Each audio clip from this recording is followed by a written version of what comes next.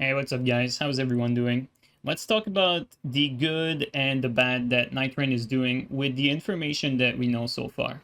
Although, before we jump into this, I just want to touch on some design concepts, game design concepts, that I just want to go over before we go into Nightrain.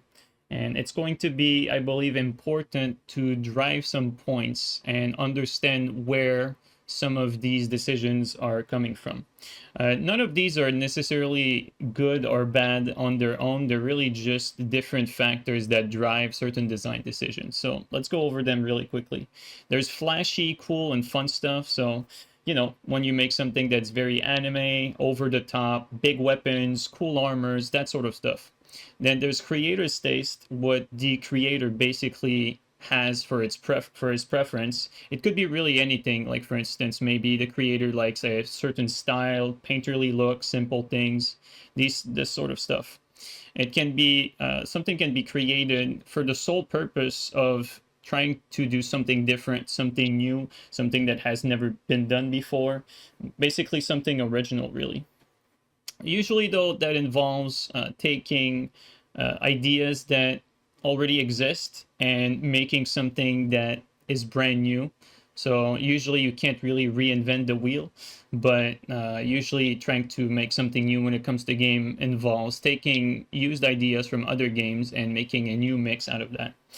There's also designing with a purpose. So basically you're trying to create something to solve one of your gameplay problem, or you're making a decision to fit certain gameplay aspect of your game. Like, for instance, if this game decided to go with werewolf because this is cool or something, and the creators, this for some a creator that wanted to make a game that's for his taste or for his own reasons, maybe his dog died and he wanted to make a game about dogs. Maybe this person, the creator, wanted to be original and he wanted to make a game about this microorganism that no one has ever heard of.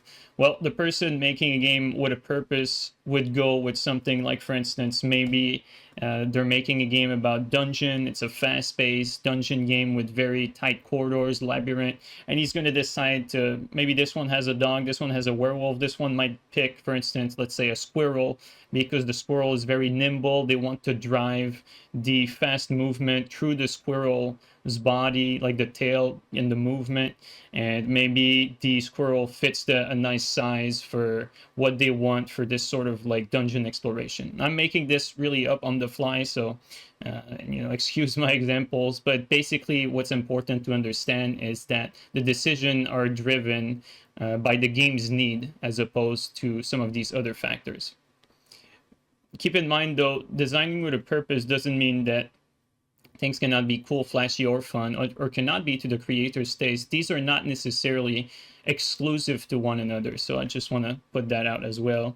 And then there's also the one that's sharing my ideology. Like, for instance, at the Game Award, I believe there was a game that was made to make people aware of the environment, for instance. So this is not necessarily good or bad. It's basically what is the ideology of the person that's designing the game. It could be really anything. It could go from friendship to some beliefs, to it could be really anything. Although usually this will drive home with people that share that belief and will not drive home with the people that do not share this said belief. Like, for instance, there's a lot of games that are basically politically loaded in the recent years that are coming out, and this does not really drive the point home, really. So this is something I'm sure you guys are familiar with. And also our favorite, making a game for the purpose of making money. Like, for instance, if these games were about like werewolves, dogs, and animals or whatever, well, this one would be about cat girls, because you want to tap into the carnal desires of the players, and so you're gonna make every decision that's based on making the game as much or as accessible to as many wallets as possible. So these are all things that can be done. They're not exclusive to one another. But before we start talking about Elden Ring NightReign, I think it's important to understand some of these driving factors behind design decisions. All right, let's go into NightReign stuff. Let's start with the good. I just want to stress really quickly, though, these points that we're going to make are based on the articles that have come out from people who have played the game. We're not going to go over them, but these points that I'm making are based off of this information. So these are not unknowns or speculations.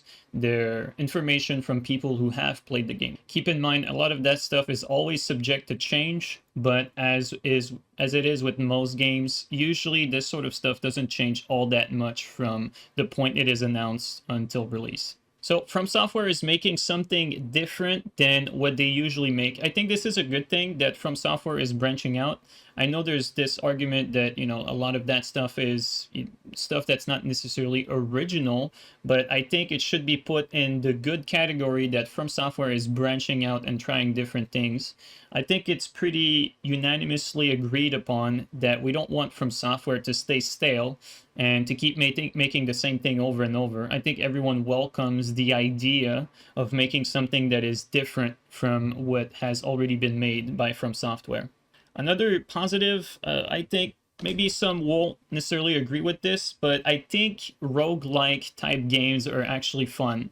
I don't know if everyone watching has ever played a roguelike, but usually the gameplay loop for a roguelike game is usually pretty fun, especially when it involves playing with your friends. Co-op in Elden Ring, it's always been, in my opinion, a highlight. Nightrain putting the emphasis on that, in my opinion, is a positive. Another positive is while this game might not necessarily be the all and be all From Software game that people expect, it's a game that's made with not as much development resources than let's say a mainstream From Software game. Most people will agree that they would rather have, like, let's say Elden Ring 2, but realistically speaking, let's say Elden Ring 2 requires a lot more development effort and resources, but this is not necessarily a main game that is taking a lot of development resource. The way it works usually in studios is you don't necessarily equate having more people work onto a project to the project coming out quicker.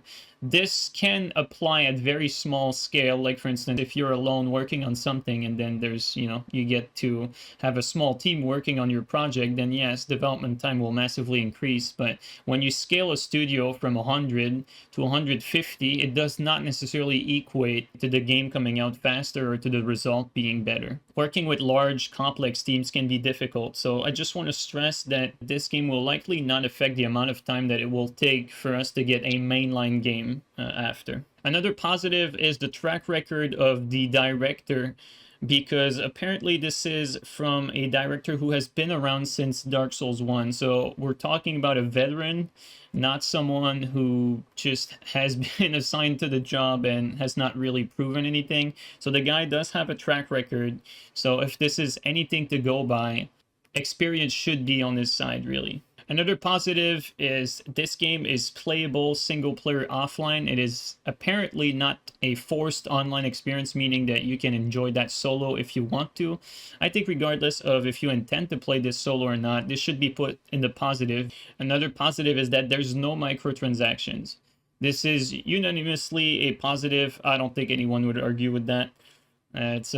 It's definitely something that could have been introduced in this game because it does lay some foundation for microtransactions, and who knows, maybe it will be added at some point. I don't think so. I don't think it's From Software's style to announce no microtransaction and, you know, no live service and then change their mind later. I really don't think that this is something that they're going to do, but I'm definitely putting that in the positive.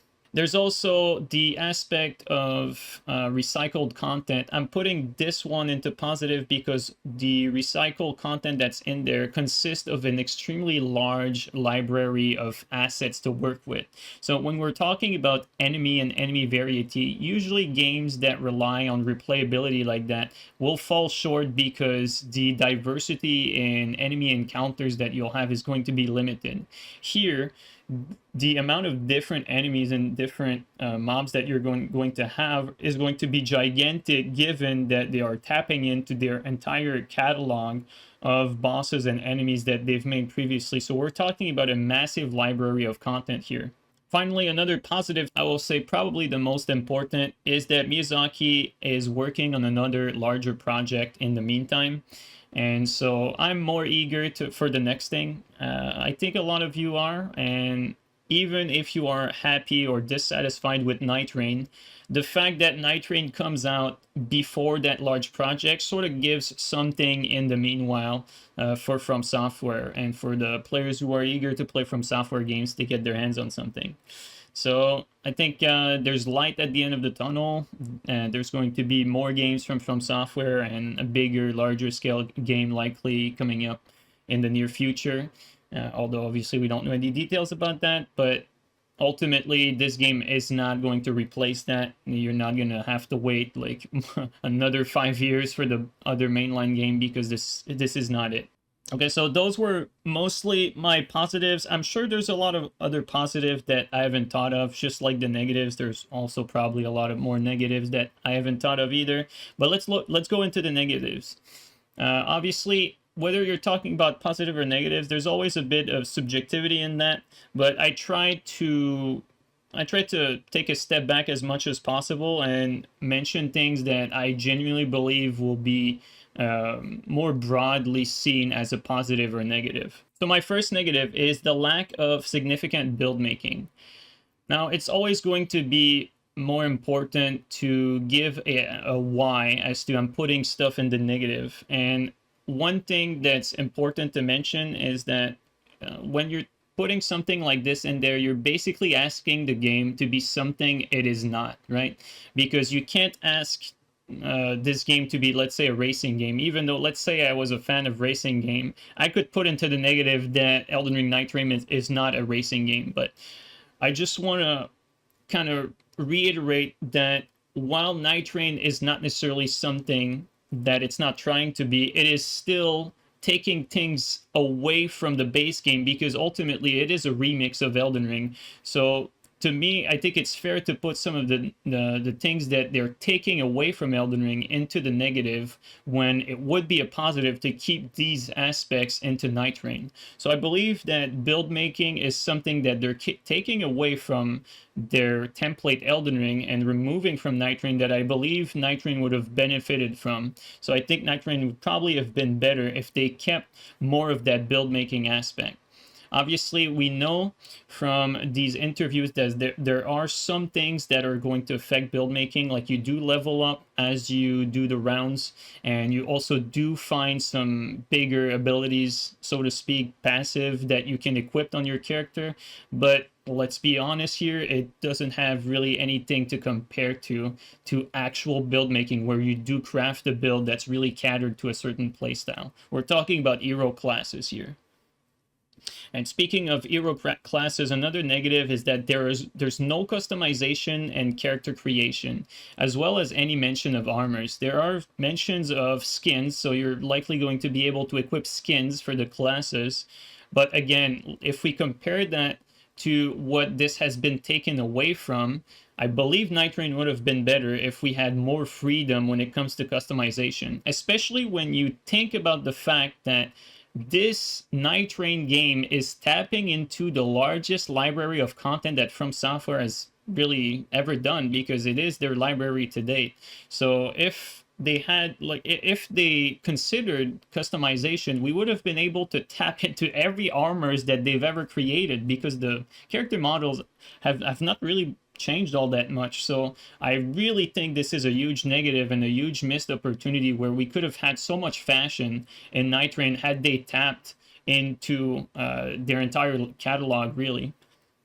Another negative, and this one should be taken with a grain of salt, again, a lot of things that I'm going to be mentioning are things that Nightrain is not trying to do, but I think I don't really have a choice to put that there is no story, or very little. It's going to be very weak on the story side, and I know this is not what the game is trying to do, but I cannot deny that Nightrain probably would have been better if there was maybe a little more when it comes to the story and the lore.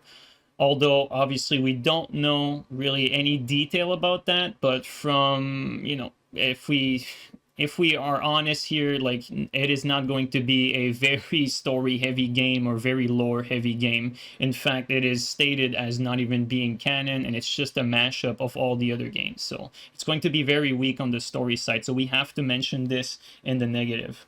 There's also no focus on level design because from the sound of it, there's nothing that's really handcrafted, like for instance the legacy dungeons in Elden Ring, which are, I believe, the favorite areas for most players that play these games. When you ask anyone if the maps in Elden Ring are good, everyone will say yes, and most of them will name whatever legacy dungeon as usually their first area. I really like Stormvale. I really like Haligtree. There's a lot of areas in Elden Ring that I really like, and that, in my opinion, carry really the whole like environment from the start of the game to the end of the game, really. So to me, when I play Elden Ring, my least favorite environment are when I have to traverse the empty world and when I'm forced to go into the Spirit Ash dungeons. And my favorite areas are the legacy dungeons, where it's clear that there's a lot more thought and effort that is put into the creation of the of the legacy dungeons. Another negative is that From Software is using their current matchmaking system. For those of you unaware, the current From Software matchmaking is very poorly implemented.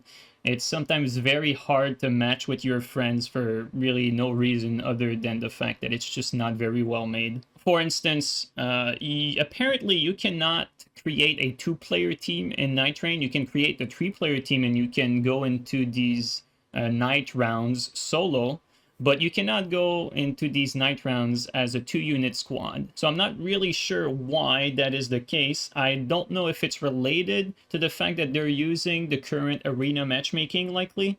It could be a reason why, like sometimes you'd need maybe a different queue for that. Again, I don't really know what the reason is for that, but I have to mention it. Nightrain is also said to be using a static map with some variation and changes. However, anytime you do this sort of static map thing, even for current Battle Royale games, it's usually a weak point when it comes to replayability.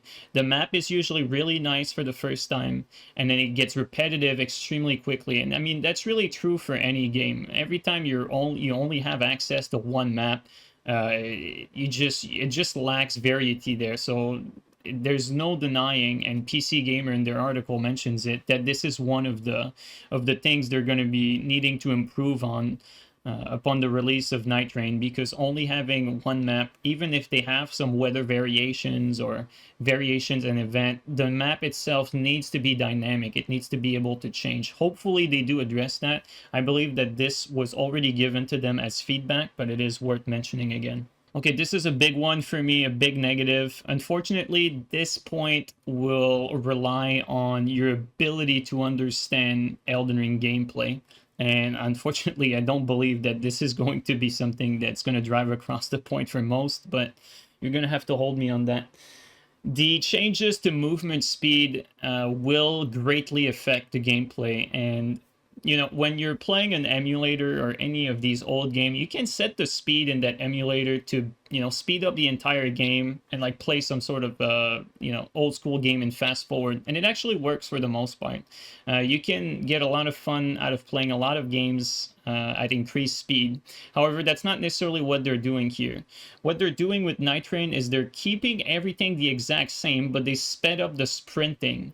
And I believe that they sped up the sprinting to counteract the fact that you're going to have to travel a huge map, and we know what that map is, Limgrave. Usually you travel this map on torrent back in order to get from one outpost to the next, and that's likely what you're going to be doing in Nightrain as well. So in order to ease that traveling, they've increased the sprinting speed. But increasing the sprinting speed, unfortunately, without increasing, let's say, attack speed or attack range for bosses or enemies, because keep in mind, it's been confirmed that the attacks and the attack patterns for all enemies have not been changed. So nothing that involves player combat has been adjusted to the player movement speed increase. That means that a lot of enemies are not going to be made to account for your large increase in speed. So most enemies are not tuned for this. However, there's a lot of larger bosses that are in fact created with torrent in mind. So the movement speed increase might not necessarily affect every boss fight, but it certainly will have a drastic impact, and I believe a negative one, simply because nothing really is tuned to that new movement speed. So it's really going to be a wild card when it comes to how well the game is going to respond to your increased movement speed. I honestly believe that this is going to make the game overall less challenging when it comes to boss encounters or fights in general. And I really don't think this is a positive. I think removing some of the challenging aspect goes into the negative. And while the bosses are not built with the new movement speed in mind, so is the environment either.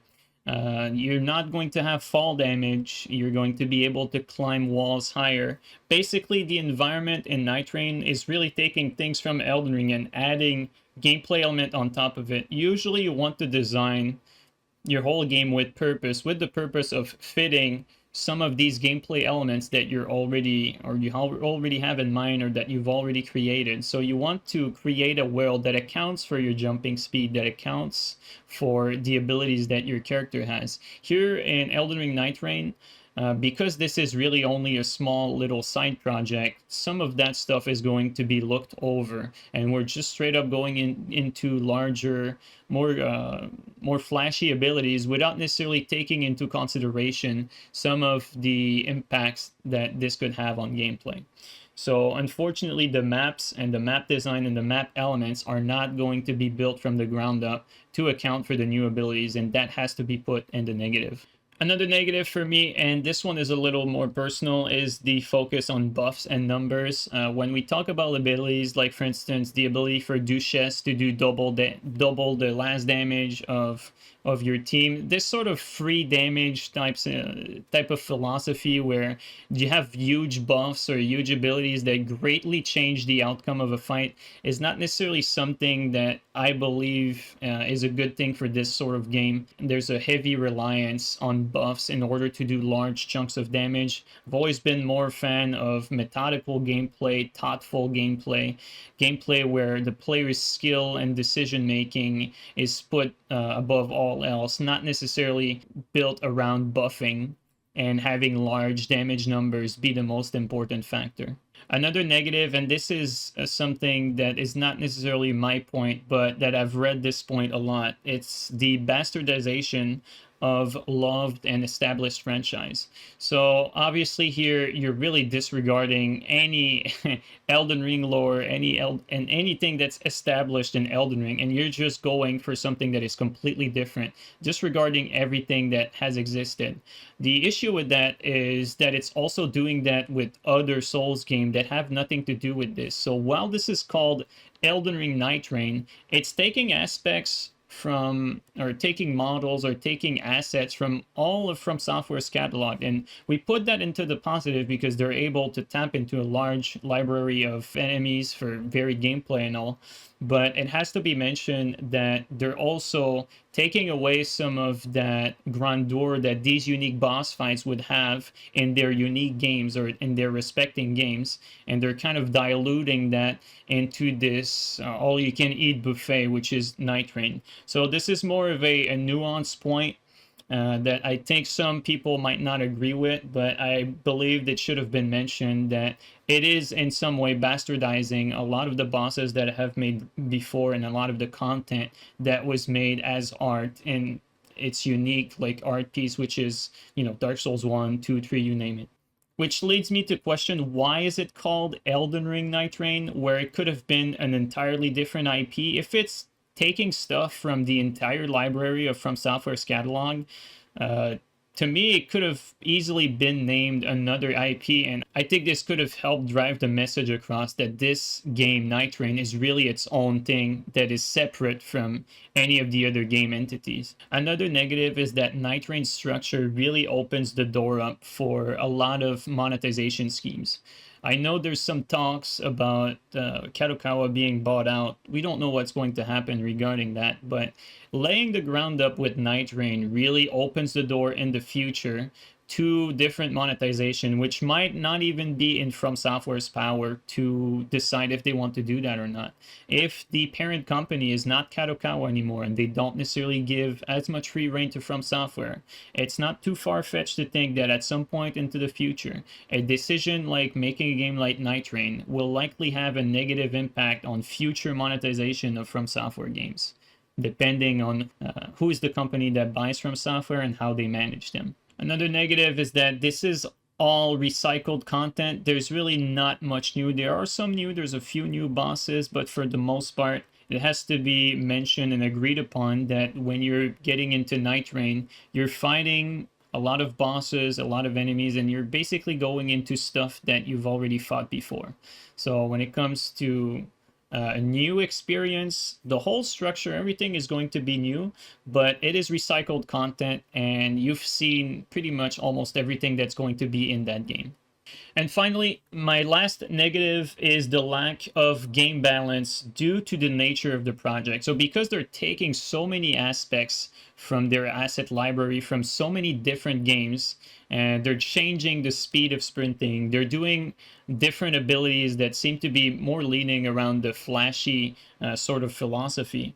Well, as the person who wrote the PC Gamer article said, there is definitely a sense of lack of game balance out of the window, I think they said, or something like that. The problem I have with that is challenge. This sort of experience, a roguelike needs to be a challenging experience. That's sort of like the whole point, even for a battle royale game. It needs to be the more and more challenging as the circle progresses and as the game progresses. You want to have the challenge ramp up from an easy start to a hard last boss fight. And I think they're probably going for that with the large boss fight. But because of the nature of the project and the lack of balance, unfortunately, I'm very worried that the challenge is not going to be up to par with some of these more meticulously crafted experiences that they've done before. And if it's not challenging, really, a roguelike doesn't really have any legs to stand on if there's no challenge to the game, really. So I want to close this discussion with a question. Is the focus more on power fantasy and flashy stuff, flashy moves? Is it more a game that's catered toward the creator's taste? Is it a game that's taking original ideas that From Software has never done before? Or is it a game that's taking other ideas from other games and mashing them together in something that is not necessarily original? That we're going to have to wait to see. But one thing that worries me is the purpose. I feel like a lot of decisions are being made in this project which don't necessarily have a purpose and only lean toward the cool and flashy stuff. From Software has always leaned into the cool and flashy stuff, and it's always worked for them, but they've always had this purpose. Generally speaking, to their mechanics, nothing really is done at random. And I feel like we're departing a little here with Nightrain from the information we know so far when we talk about the speed that the player moves, the lack of build making. We're taking a lot away from the purpose side of the design for Nightrain and putting it more into the flashy stuff. And so, again, this is my thought. I don't think it's doing really anything that's looking like it's going to be an amazing game. To each his own. Guys, that's it for me. I hope you guys enjoy, and take care, everyone.